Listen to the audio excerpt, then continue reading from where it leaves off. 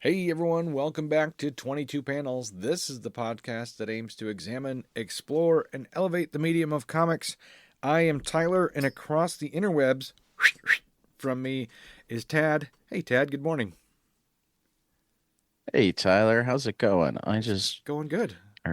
Are we on 152 or Yes, we on 153? I know I have it labeled as 152, but I couldn't remember if I changed the number. 152 weeks we've done this every Saturday morning or every weekend every weekend, sometimes Sundays. because it's not always Saturday morning. Yeah. 152 weeks, man. Mm-hmm.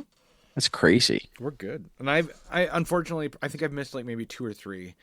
We've had Yeah, something like a that. But sub. but we find fill-in hosts. Yep. Yeah, yeah, yeah. Yep. One day I'll actually miss one.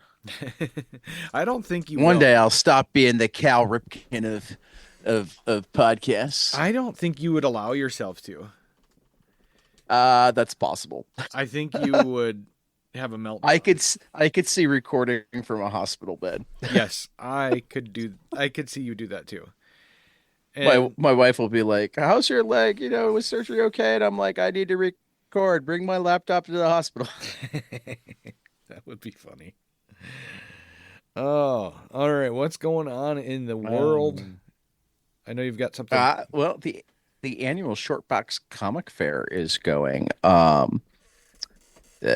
can't remember. Here, let me. I know. See, I did this silly thing, and I brought up Short Box rather than the article about it. Sure. Um, let's see if Shortbox used to be an actual physical publisher, Right. but the the founder of Shortbox, uh, yeah, I don't see a name anywhere on their website. That would be too easy. Anyway, Hmm. um, they decided that like the physical side it just was more work than they cared about, and um like the making the physical projects happen wasn't what fulfilled them. It was getting comics into the world. So when they shut down the publisher, they rebooted as an all digital comics fair That once a year. sure. So for the month of October, there are um I don't even know how many, quite a few digital only comics available, including one from Dennis Kitchen's daughter Violet that looks really cool. Hmm. Um,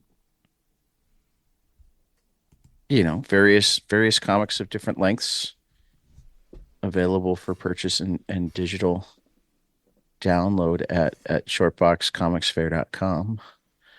I've only kind of gone through it. This is something we might wind up talking more about as we go. The Beat has a selection of their favorites up. I'm certain other people will put up lists as the month goes on. Hmm. But just it's a really cool variety of various independent comics, digital, buy and download. Yeah. Cool. So yeah, shortboxcomicsfair.com. I'm definitely gonna check that out. Um, Uh, in other news, you know me, I love my diversity in comics. hmm. And both Oni and Dark Horse have put graphic novels by Spanish creators on their 2025 calendars. That's Oni awesome. will publish Espada, The Will of the Blade by Annabelle Collazo. It's a middle grade adventure story. Okay. And then Yucatan 1512 by Alex Vade um, will be coming from Dark Horse. It looks like it's a Spanish expedition travels through the Yucatan Peninsula in 1512, searching for Mayan gold. Their commander murders one of the local inhabitants, and one of the soldiers, haunted by his previous life, stops him from killing a child as well. Wow. Soldier and child escape through the jungle. So, yeah, Okay. they'll both be out. It looks like May of next year. That's cool. So yeah, that caught my eye. That's cool. Yeah. The other thing worth pointing out, because we've been following election season pretty seriously.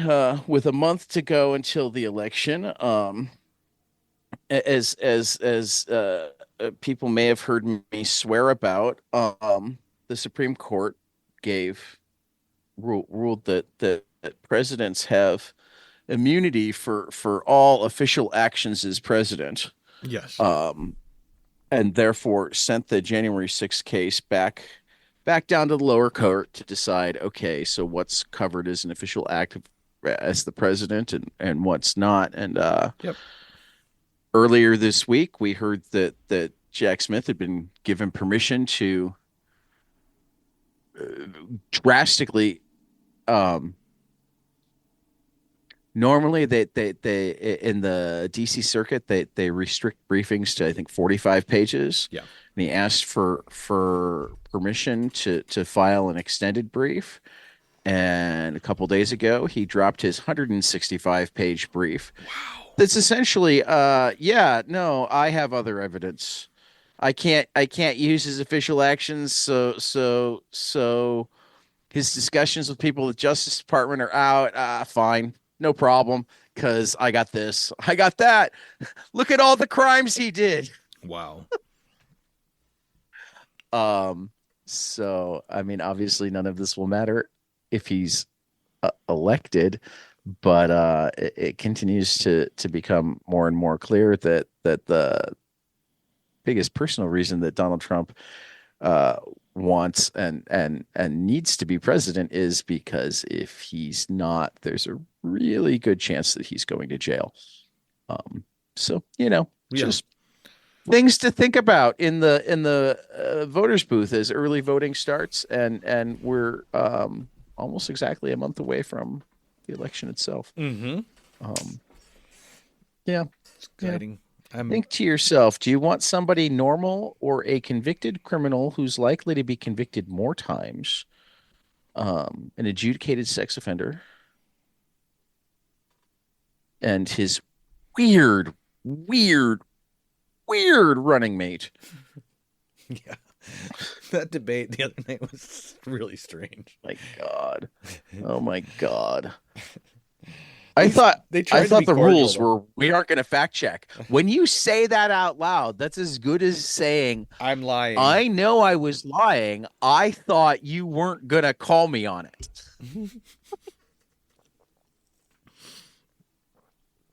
And what was it? It was and about then the when Haitian asked population. When asked Yeah. when asked if Joe Biden had won the last election, his response was, I don't want to talk about the past. I'm focused on the future. So, yeah, there's a meme going around that says JD Vance doesn't even know who won the last election. So it's kind of funny. Him and half the Republican Party. Mm-hmm. So let's move on to some new to order stuff, because there's some cool stuff to talk about. Yeah, this first you one. beat me to this one. This one looks great. I thought you might like it, but I was like, you know what? Yeah. It's cool. No, I beat you to the Hellboy one, so you beat me to this one. It's fair. This is Batman Dark Fair's Patterns. fair. We get to pick. Yep. From Dan Waters and Hayden Sherman. Set during the early years of Batman's career, Batman Dark Pattern delves into 4 mysterious cases as he attempts to cement his place as Gotham's protector, while the city itself fights back against him. Fights. Oh, okay.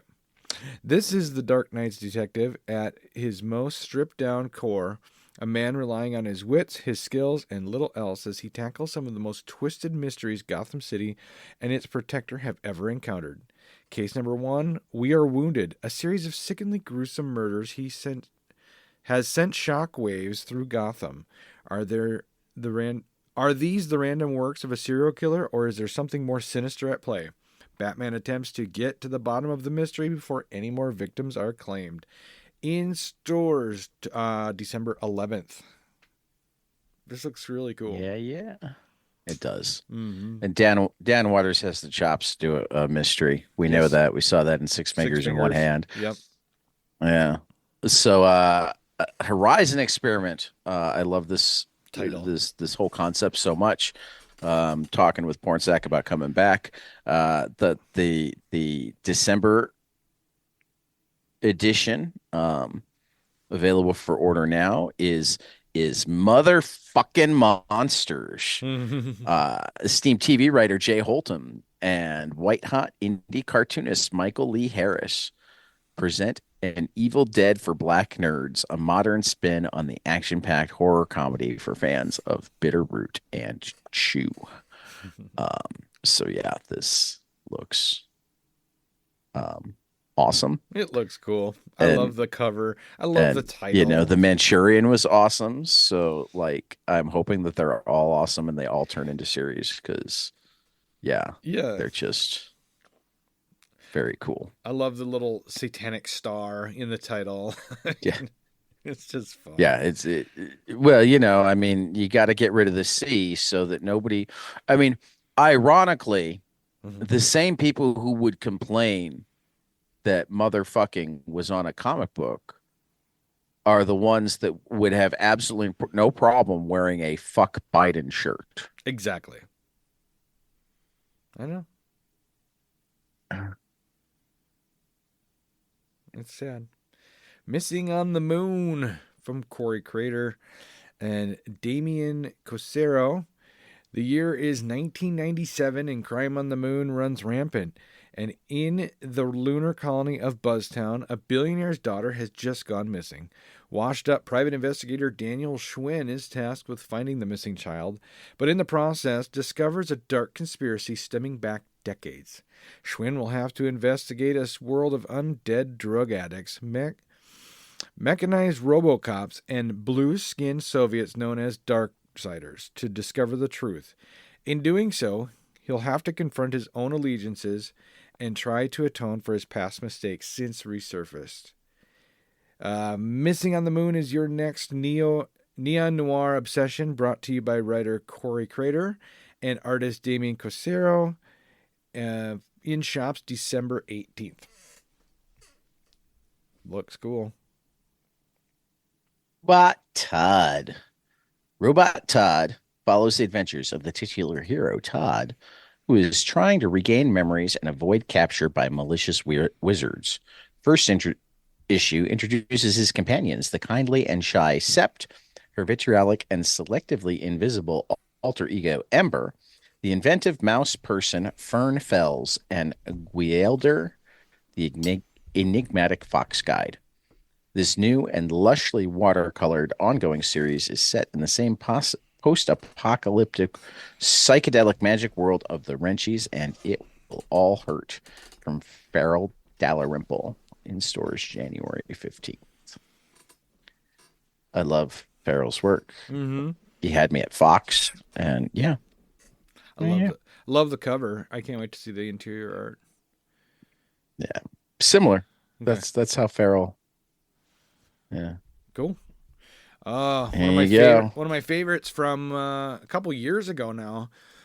Snot Girl, probably about 5 years ago. Snot Girl. Yeah, it's Um, been a while. it's picking up with a new arc at number 16. So it's not our new number ones, but it's still new to most people. Snot Girl is back now that the allergy suffering fashion influencer Lottie Person, is officially in a couple with Carolyn, the girl of her dreams. What kind of trouble will they get into next? Find out in this long awaited new issue, picking up where Snot Girl 15 left off, in shops December 4th. I'm definitely picking this Yep, up. I definitely looking forward to it. just checked my list. I do have all 15, so I was like, sweet. I don't Yeah, have to go pick up anything yeah, yeah. else. Brian Lee O'Malley was at CXC. Oh, really? Yeah, Uh, that's right. his signing line was pretty long, and I had something else that I had going on during Mm-hmm. his talk, so I didn't really get to see him, but he was there. That's awesome. I mean, I saw him, but I You didn't you speak with him. physically saw him. Yeah. Right, right. Those not afraid. a new crime series from three-time Eisner nominee Kyle Starks for fans of true crime and murder fiction. Two serial killers discover they are within reach of the state record for kills and enter a terrible competition to see who gets there first. Featuring amazing and stylish noir art from Patrick Piazzalunga and incredible covers from the legendary Glenn Fabry. Yeah, Kyle Starks, serial killer, sold. Looks good. Exactly. It looks good, man. This is funny. In stores January 8th. Right? All right. Shall we talk some graphic novels? Yeah. All right. Fault Lines from Robert Cullen. A struggling singer-songwriter in Blackpool becomes the lovely assistant in an ominous magical act. A mother in Vancouver recounts her life and death. A widow in Edinburgh is summoned to confront the guilt that's haunted him since childhood. Fault Lines presents 3 stories set in the cities with their catalyst spanning 3 decades, all brought to you by Emmy-nominated animation veteran Robert Cullen. Looks like he worked on Danger Mouse. Did you ever remember that show, Ted? Yeah. That was awesome. A little bit. From this will be out not till next year, March 12th. But still, I think looks pretty awesome. Looks cool. Yeah. Looks cool. Lebanon is burning and other dispatches. Much of the present discourse about the pro-democracy Arab uprisings of 2011 paints a bleak picture of their defeat.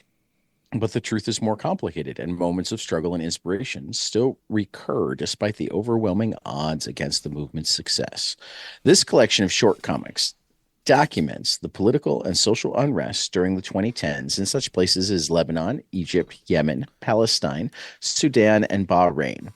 A collaboration between journalist Yazan El-Sadi and stellar cartoonists from the region, including Tracy Chawan, Ganzir Gadi-Gusson, Omar Khoury, Serene Mukaiber, Hisham Rama, and Enes Satir. This graphic reportage serves as a witness to an era of counter-revolutionary resurgence in which entrenched powers clashed with the people's struggle for self-determination. In stores December 4th. I like me some nonfiction comics, some reporting comics. Right. And I've been finally getting over all of my ignorance and or willful ignorance and trying to learn a lot more about that region. Exactly. I didn't even have an idea. I had no idea there was an uprising in 2011. I knew that. It was called Arab Spring. Okay. There was a moment where it looked like we might get a number of Arab democracies. I'm interested to see.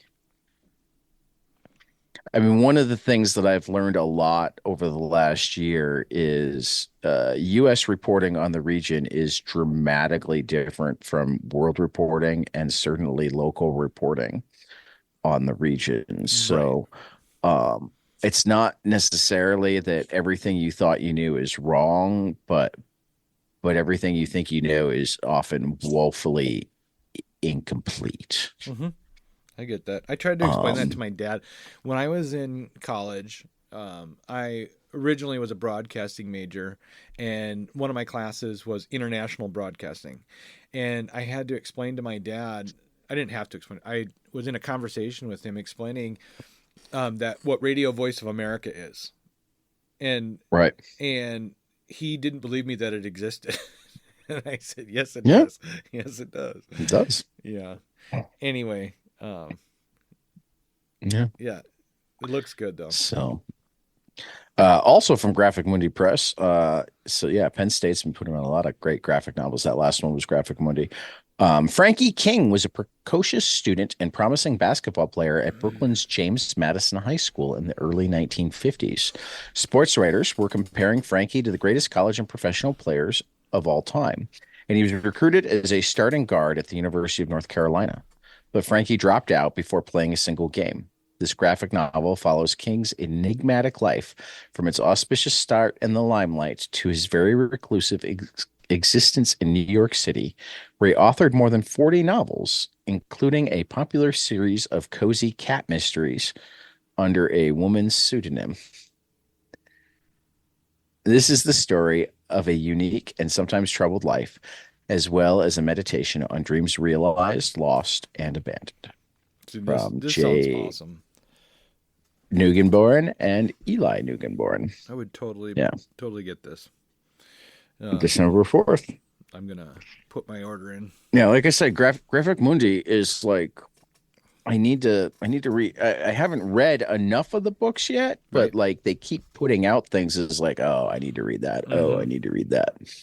I don't think they do anything digital, and that's one of the reasons it takes me longer to get to them. Exactly. What do we got up next? Why Don't Yep. You Love Me from Paul B. Rainey. Claire and Mark are stuck in the doldrums of an unhappy marriage. She chain smokes and refuses to leave the house or even change out her bathrobe. He sleeps on the couch and can't distinguish one day from the next. With all love lost for family life, pizza and Chinese food take turns on a nightly takeout dinner menu. Husband and wife are plagued by the idea that this is all a dream. Why can't Mark ever remember their son's name? Isn't he a barber? Doesn't he play in a band? Why is Claire obsessively stalking her ex-boyfriend online? When exactly did she stop caring about what the kids wear to school? And just why can't she be bothered to tell the other moms to tell the other moms at pick up apart?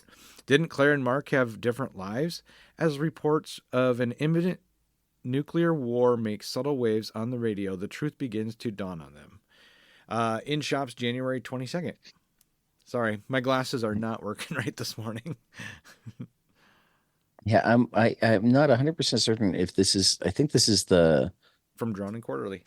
the paperback version of something that's been available hardcover and digital for a while. Mm-hmm. I have it either that or it's a continuation. But it doesn't say volume 2, so I think it's the paperback version. I've got it downloaded. I've had it on Kindle forever, and I just haven't Sure. gotten to it Okay. because everybody was loving it at the end of last year. It looks and sounds really great. Yeah, it sounds cool. I'm interested to find out if it really is something going on where it's not their real lives. That would be a cool twist. Yeah. So how about some collections? Yeah. Everybody knows I love this one. Yeah. Helen of Windhorn from Tom King and Bilquis Evely, the Eisner Award-winning best-selling creative team of Supergirl, Woman of Tomorrow, following the tragic death of her late father, C.K. Cole, the esteemed pulp writer and creator of the popular warrior character Othon. Helen Cole is called back to her grandfather's enormous and illustrious estate, Windhorn Castle. Scarred by Cole's untimely passing and lost in a new, strange world, Helen wreaks drunken havoc upon her arrival. However, her chaotic ways begin to soften as she discovers a lifetime of secrets hiding within the myriad rooms and hallways of the expansive manor. For outside its walls, within the woods, dwell the legendary adventures that once were locked away within her father's stories. In stores, February 26th. Looks awesome. It's I mean, so well, I've fucking read good. a couple of the first issues, so I'm looking forward to picking this up because I kind of dropped off. It's No, it's I kind of so dropped off. I good. did. Yeah, you drop off at everything after 2 pages or 2 issues.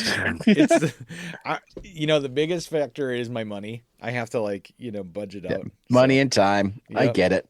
So, all right, this one's mine, right? Okay. Yep. One Hand in the Six Fingers trade paperback. This is what I'm going to pick up because, I mean, even though I own the issues, I love the idea of this being put together in one compendium.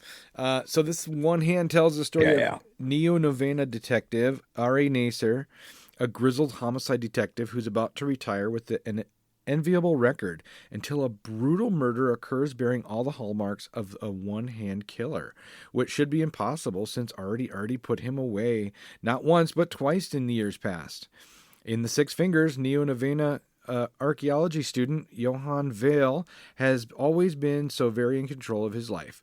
But when he commits a brutal murder using the MO of a historic and notorious serial killer, everything begins to spiral out of control, and Johann doesn't remember doing it. What follows is a deadly cat and mouse game told through two intertwined narratives. Both men will stop at nothing to unravel the secrets and ciphers of this case, but each revelation only leads further into the dark heart of this future metropolis. This actually collects, like I was just saying, One Hand issues number 1 through 5 and the Six Fingers 1 through 5. And then it alternates them in chapters. This is in stores December 11th. This is one of the events of the year. I think so. This is our year-end lists are going to be so hard this year. Yep. Lawrence Campbell and Sumit Kumar with colors from Lee Lowridge. Our year-end lists are just going to be so fucking hard this year. I'm going to start it right now. Yeah, I'm going to have to, because every year I get kind of caught off guard and go, I don't know. Yeah. Cool. I think this is you too. Yeah. Spectrograph from James Tynion IV and Christian Ward. New graphic novel debut from modern masters of horror James Tynion IV and Christian Ward. For years, the mansion has sat strangely nestled into the coastline just a short drive north of Los Angeles. Rumors have haunted the place for years. Its owner, a titan of American industry with a strange fascination in the occult and the paranormal. For decades, the richest men and women in the country have whispered to each other, trying to understand what he was building alone in that mansion for all those years. And now, with his death and his estate finally open for sale, they are eager to find out for themselves. James Tynion IV and Christian Ward invite you into the world of Spectrograph. Be careful. Once you enter, you may never leave. This is in stores January 22nd. Tiny Tina's Wonderland of Giants from Paul Tobin, Darren Bennett, and Louisa Russo. Hilarious graphic novel set in the Borderlands universe by Paul Tobin and with gorgeous art by Louisa Russo. Tiny Tina is running a new game of bunkers and badasses with friends Fret, Valentine, and Hammerlock, playing as Skirmish the Bogbarian, Crasher the Stabomancer, and Blastine the Deadshot. With Tina calling the shots in her wild, colorful world, the three heroes set off to hunt a bounty on the giant Hilly the Kid. Collects issues 1 to 3. When I read the first issue, I was just reading it because it was Paul Tobin. Uh-huh. I had no idea that it was tied into a video game series. Okay. It's so good that I'm actually mildly interested in the video game because, like, it's just fucking hilarious. It's just hilarious. It's like role playing dialed to 11 in like a Monty Python hilarious way. Yeah. That's cool. Yeah. I'd totally check it out. So I'm digging this series. Okay.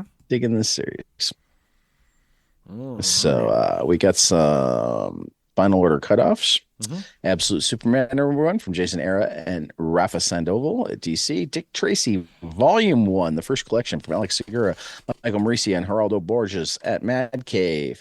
JSA #1 from Mark Wade and Diego Orlotegui. The collected legendary links from Alex Segura and Sandy Jarrell at Mad Cave. ODB, Oddities, Discord, and B-Sides. Lyrical Ruckus in the City. Regine Sawyer, Jason Pierre, Ike Reed, David Gordon, Chris Robinson, Troy Jeffrey Allen, David Brame, Dojo Goobser, Mon House, Chris Gooding, Mike JC, Paris Allain from Oni Press. I'm looking forward to my Kickstarter copy showing up anytime now, along with my action figure.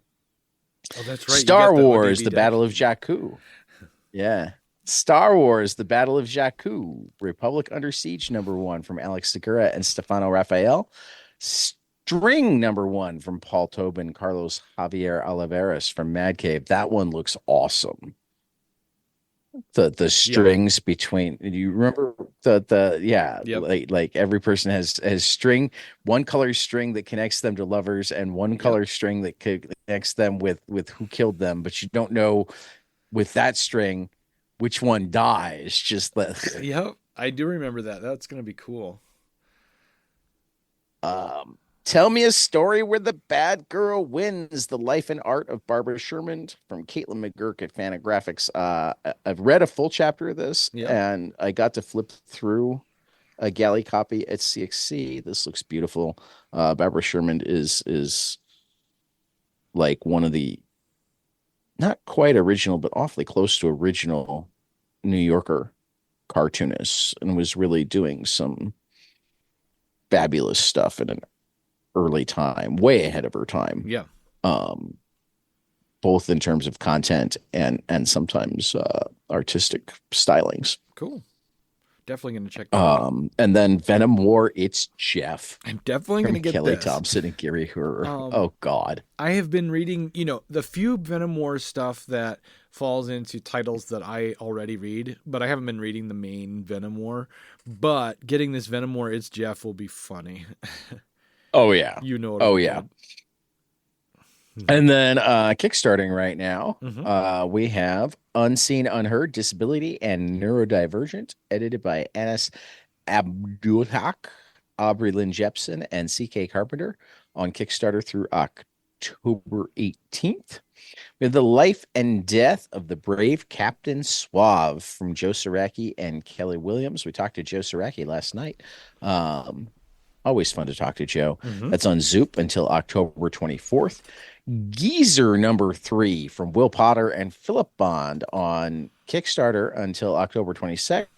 26th, we'll be talking to them later this week. And Monster Mash #1 from Will Robson, who we've talked to before, and I'll probably reach out to because this campaign just went live on Kickstarter until 11/1. Monster Mash is essentially he took like classic horror monsters and Yeah. made them mobsters. Oh, nice. It looks cool. Yeah. Monster Mash. Cool. So that is our crowdfunding roundup. Yeah. So you want to talk some amazing books? I do. And we're both going to hit this first one because this is both our number Oh one. yeah, This is our number one pick. we both have the same #1 because it was that fucking good. Which is fun because it's Black Label, and I've really been loving Black Label stuff. This is Plastic Man Well, No and More. it's fun because it's my buddy Cantwell. Chris Cantwell. Yeah, Christopher Cantwell and Alex Linz. Plastic Man No More, #2. I loved the first issue, but this one really kind of takes it to that next level where you're like, yep, Yeah. I'm invested. Yep, I'm gonna Yeah. see. I'm gonna see how this goes. You know, the body horror mixed with the very human story between him and his son, and the hilarity of the Justice League, like only kind of believing. I know. Yeah. Yeah, I mean, and his family wants it's nothing masterfully to do with him. crafted. Alex Lynn's art is fantastic. Cantwell's writing is, as always, fantastic. Mm-hmm. Yeah, Definitely worth checking totally out. dig it. And my second pick was Hyde Street, Jeff Johns. It's his new ongoing series that you were saying you weren't a fan of Geiger. This is not really like Geiger, but I don't think I've read Geiger. okay. I said that I'm not a big enough fan of Jeff Johns To read Geiger, that I automatically read anything from Johns. got it. I kind of wait for trade on him and listen to what people think. Oh, sure. Yeah. Maybe I misunderstood. And then Brian Azzarello's got a new creepy book called The Creeping Below with Vanessa Del Rey. I've got it downloaded on my iPad and I haven't gotten to it yet. It looks really good. It's cool. It's really cool. Besides Plastic Man, what's on your list? Birds of Prey #14. Well, I just went out of order. Yeah, you did. Star Wars: The Battle of Jakku, Insurgency #1 from Yep. Alex Segura and Leonard Kirk.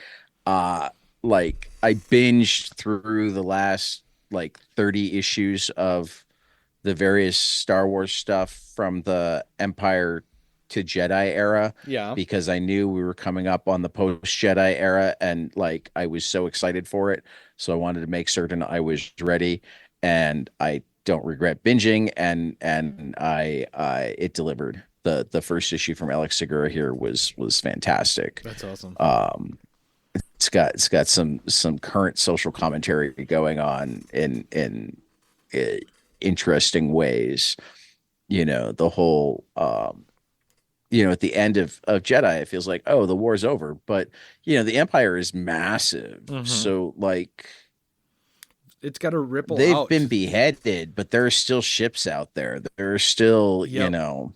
Exactly. I mean, it um takes I would guess years before the final effects of that event. right, and this literally picks up during the party. Okay. This picks up while they're still dancing with Ewoks. Okay. That's cool. Um, so you know, No, that's awesome. and we Um, get both a rebel and uh a imperial point of view. mm-hmm. Cool. So it's nice. Cool. And then you mentioned Birds of Prey. Birds of Prey number 14. Yeah, Kelly Thompson is awesome. And I am probably my favorite character in the Batman universe is Cassandra Cain, Okay. Batgirl. She's his cousin, And right? not Who's his only cousin? no. Aren't the Canes like Wait a minute, is it Cassandra Cain?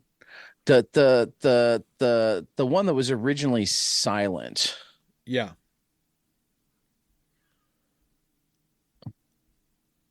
Anyway, Um I know who you're talking about. I think I'm just mixing her up with the redhead Batwoman. yeah, no. Anyway. That Batwoman's different. Okay. Yep. But anyway, she's like deep undercover Yeah. in this one, Yeah. but in hilarious ways. Okay. And of course, the other Birds of Prey aren't great at like the whole waiting thing. So like Barda is wrestling with, oh, I forget who right now. But like so you've got like serious stuff, less serious stuff with the serious stuff, and hilarity among the people who are just like, when do we get to go hit something? Right. All just perfectly melded together. It's phenomenal. Kelly does such great work. Marco Ferrari's just channeling it amazingly well. Yeah. That sort of thing. So I I'm looking am at really your digging it. list. And Not that this is a bad thing, but I'm looking at your list and it is all major labels, have no indies on there. Well, Black Label, I guess. what do you mean? Deviant's in there? Your list This of top these three. three. Yeah. This week, That never happened. just this week. No, it really doesn't. No. Part of it is that I didn't get to as many comics as I wanted to because I was at CXC and I was, imbibing a lot of that sort of stuff. Part of it was a relatively light week, particularly on the indie side. Yeah. It Um, really was. and part of it was that like the two indies that I read, Deviant number 8 and Cruel Universe number 3, were good, Right. even Cruel very Universe was good, very but they're good. but they're both things that I mention a lot, and they weren't necessarily as good as like other issues of them that I've mentioned. Right. I thought so too. So it's like this week I'm going to talk about some things that I haven't talked as much about, That makes except sense. for Plastic Man. Plastic Man I've talked a ton about, but until he gives me an off issue, and he hasn't, Yeah. I'll keep talking about it. Yeah. Well, let's keep plugging ahead because we've got things to Yeah. do and people to see. We're still neck and neck on One Piece I know. up on Sky Island, Yep. solving the mystery. Yep. I think next week we got to have a One Piece check-in. Okay. So That'll be fun. That also means that we're throwing down, and since we're not reading anything else for Great Responsibility, We got to make some progress. we'll see who manages to like really throw down. And Okay. I'm going to be disappointed if we're not both over 300 at the end of the week. I'm just going to say that for the record now. Okay. To challenge myself much as you. Yeah. Okay. Yeah, we need to push it because we had initially talked about a different schedule for this book, and it just became painfully obvious that we couldn't keep up that pace because we were getting, I think, getting bored. Yeah. But I don't even think we were getting bored. We just have like lives, and we like to read other stuff too. Yep. And yeah, no, I get it. But I'm glad we're continuing on. So yeah. Unless we were going to turn it into the One Piece show. Yeah. We had to figure out how to go, but I don't intend to stop until we're done. I agree. Even if we don't make it by the time they stop publishing. Yeah, I agree. I think we need to read this all. You're quieter now. Did you get farther away from your microphone, or did my cat do something? No, I backed up. See when I back up here. Okay, because there we go. You're way quieter. Is on it better? My end, anyway. Is it better? Right now? Hello, check. A little bit. Okay. Well, that's weird. Okay, I'm gonna turn up my mic a little bit. Turn up that. I think my cat had managed to turn down my headphones. Okay. Okay, good. So it might have been both at the same time. All right. No problem. All right, but so for our great responsibility this week, we read Jughead. Chip Zdarsky and Erica Henderson on Jughead. Oh what my did you God. Think it of was fucking hilarious. It was hilarious, but now I love Erica Henderson. But didn't it feel like all of the, especially the female characters, remind you of Squirrel Girl? Especially they definitely had some Squirrel Girl vibe going. Yeah. Definitely had some Squirrel Girl vibe. She's got a distinct style in terms of how she draws people. Yeah. And that's fine. After a little while, I got used to it and realized this is not. I mean, Squirrel so Girl. does Steve Dillon. Yeah.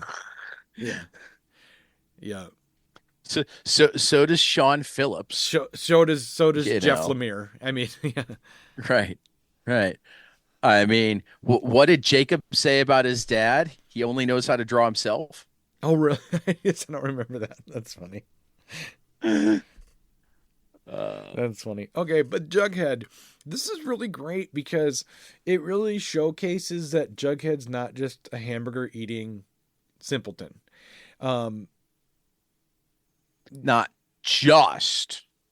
I mean, he is a hamburger eating simpleton. Yeah. It's just not just. Yeah.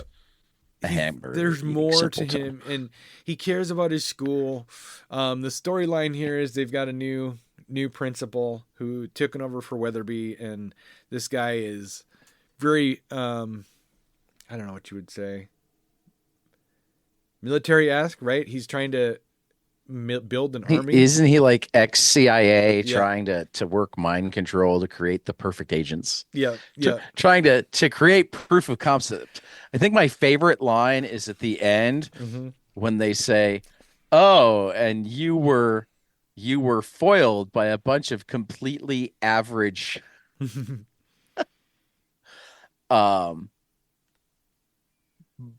But where I really appreciated that is I realized that's what makes Archie so malleable. Is that its main cast of characters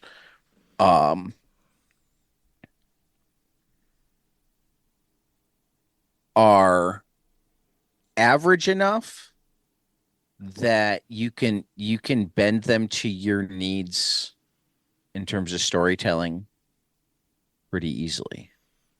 True. Does that make sense? Yeah. Yeah. I mean, this one was great because every time Jughead either got knocked out, fell asleep, whatever, where he wasn't conscious, we got this like internal monologue Yeah, of his brain yeah, where yeah. he's either a secret The agent. sci-fi monologues, Yep, the right? sci-fi. Right. So Uh, so good. it was just hilarious. Yeah, Um, so good. reminded me a little bit of the book we read yesterday. I didn't get to talk about it very much, but the Joe, Captain Suave. yeah, Captain Yeah, Suave, where yeah, we saw in Captain Suave, we saw panels right next to each other of what Captain Suave thought he looks like, or what he appears in his head yep. versus what he really looks I like. mean, again, because we talked about it so much when we talked to them about Captain Suave the first time, so people can go find that episode. Yeah, I don't think we really got into it. Captain Suave is a really great adaptation of Don Quixote. So Suave has this vision of what he is, and like, but it's not. right, right. It's great. And he pulls all these people into it in such a wonderful way that they love him, and therefore that like inspires them to both not ruin his image and protect him. Yeah, Champ Um, especially. Um, right, his unwilling sidekick. Don't call me right. Champ. His unwilling junkie sidekick who becomes less junky, possibly even like cleans himself up because of yeah. Yeah, it's great. So It's great. it's such a great book, and it's similar. You take characters that people have. Well, Jughead's not mentally ill, but Well, no, but like you take people that characters that people have preconceived conceptions of, yeah. but ones that are only surface level. Okay. That's the thing about Archie. Everybody has a conception of who Archie is and who Betty is and who Jughead is and whatever, but like on a very surface level. Mm-hmm. Exactly. That was me. So you can do a lot with the characters to flesh out and have them still fit that surface image, Mm-hmm. but do interesting and amazing things. And I think that's kind of what we've seen across everything that we've read from this Archie stuff is, you can do such great character building with these. I mean, in a lot of ways, it's like the really creative kid with paper dolls, Right. I agree. you know. So yeah, I am like shocked that I'm saying this, but I am certain that we will revisit Archie in the future. I agree. I want to finish this. I mean, we already expanded from 4 weeks to 5. Uh-huh. And We'd originally talked about doing a 4-week exploration of modern Archie. yeah. Um, and I like didn't expect to enjoy it this much.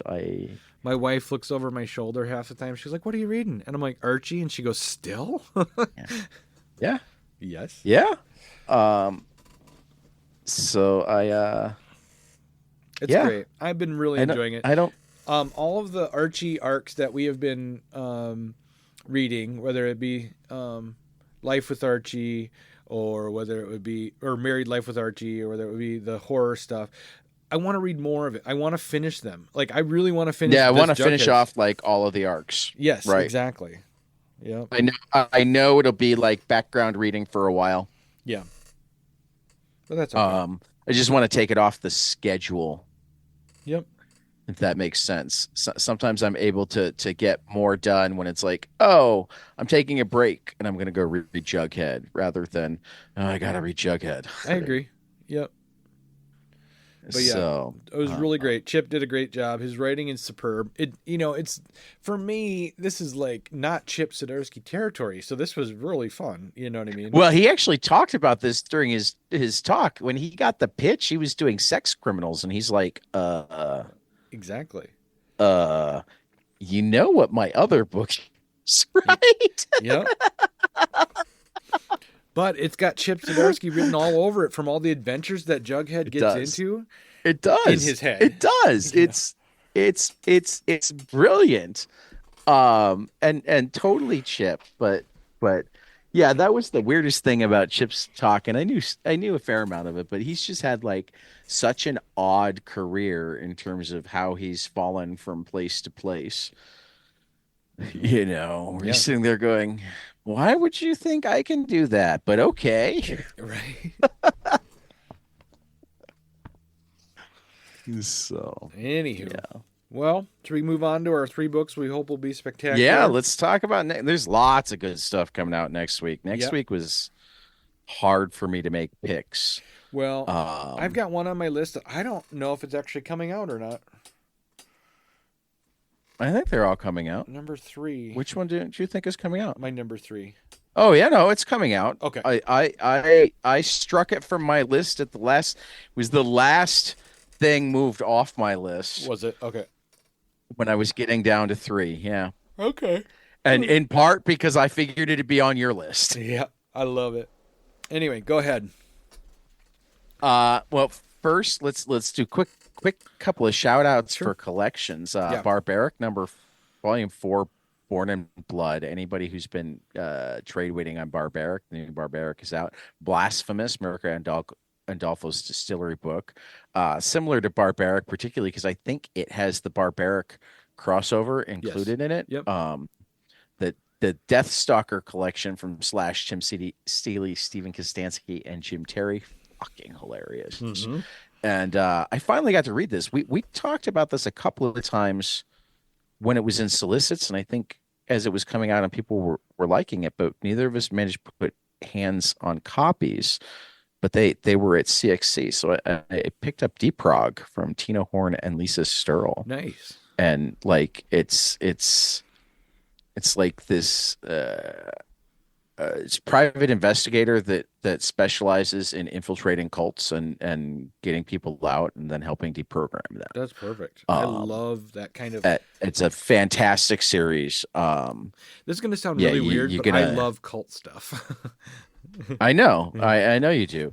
So you're gonna have to read it. It's also on Hoopla now. Okay. So you're gonna have to read it. And I talked to Tina and Lisa, so we're gonna definitely try to set up a time to talk to them because it's really, really impressive. I liked it a lot. Also, book I know is spectacular because it was a Comixology original, Duck and Cover from Scott Snyder and Raphael Albuquerque. Mm-hmm. Fantastic book. Issue 2 comes out this week from Dark Horse. But my picks are Plastic Death and Dolls number 5. Yeah. Which I think is the last one. I forget if it's the last one or the penultimate one from Doug Wagner and Daniel Hilliard. It's just so fucking killing it on this book. I've got a little bit of extra cash right now, and I'm going shopping today. Right. And I was thinking I'm going to pick up these material books, the ones that are out in trade form. Right. And then we talked to Fred Van Lente about his In the Strange World of Florida, Mm-hmm. Murder Kingdom from Fred Van Lente and Chris Panda from Mad Cave starts up this week. Mm-hmm. And then Stephanie Phillips and Brian Azzarello's Distillery Heist book with Daniel Zazelj, Life number 2. That's cool. I love the first issue. Looking forward to the second. I'm killing it. Though it was really hard to leave Exceptional X-Men number 2 off my list. Though again, I kind of assumed it would be on yours. Yeah, Eve is and killing it. Absolute yeah, Batman and was my number also 1. Scarlet number 5 Oh, Scarlet, yeah. was hard to Absolute Batman number 1 looks good too. It was my first pick. This is Scott Snyder and Nick Dragata from DC. You love your Snyder Batman. I do. So when I see Scott's name attached to it, I'm like, yeah, I got to pick it up. And then Exceptional X-Men number 2. The first one was so good. And you brought it up last night that this might be your favorite out of the new X-Men series going on. Yeah. Eve Ewing and Carmen Carnero from Marvel. And then Minor Arcana number 2. This is the one that I wasn't sure if it was coming out because I saw you had it on this list. Yeah, no. But I didn't see it in previews, so I wasn't sure. Yeah, no, it was. Okay. I was looking this Pretty certain morning. it was. Anyway, this is Jeff Lemire in Boom. Now you got me worried. Well, maybe I was looking on the wrong week too.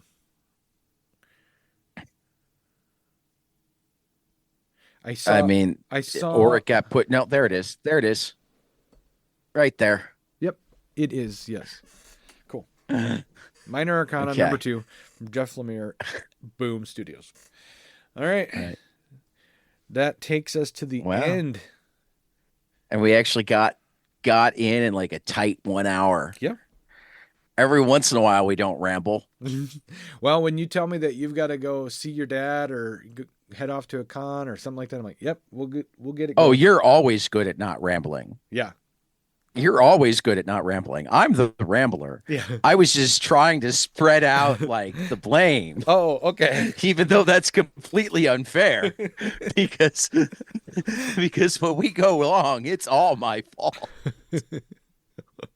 All right. That's fine. That's fair.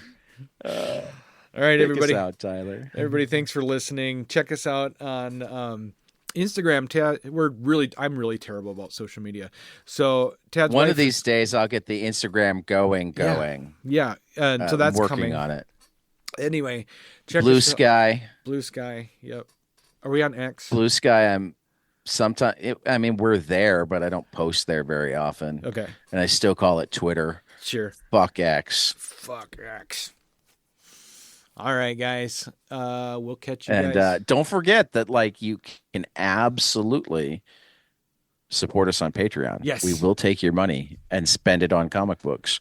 Yeah, we'll absolutely spend it on comic books if you want to support the show. No, we will. If you give us money, I all but guarantee it will go to comic creators. Oh yeah, 100%. Anyway, guys. And you know, I mean, if you got a show idea or book you want us to read or whatever, you can email us at 22panelspodcast@gmail.com. All right, guys. Thanks for listening, and we'll catch you guys after the next page. Later. Hey, guys. This is Tyler from 22 Panels. I'm here to tell you all about our Patreon. If you enjoy this show, please consider donating to our Patreon to keep this show going. We have many different tiers, all different levels to help you decide what's right for you. Okay, so get on out there to patreon.com/22panelspodcast.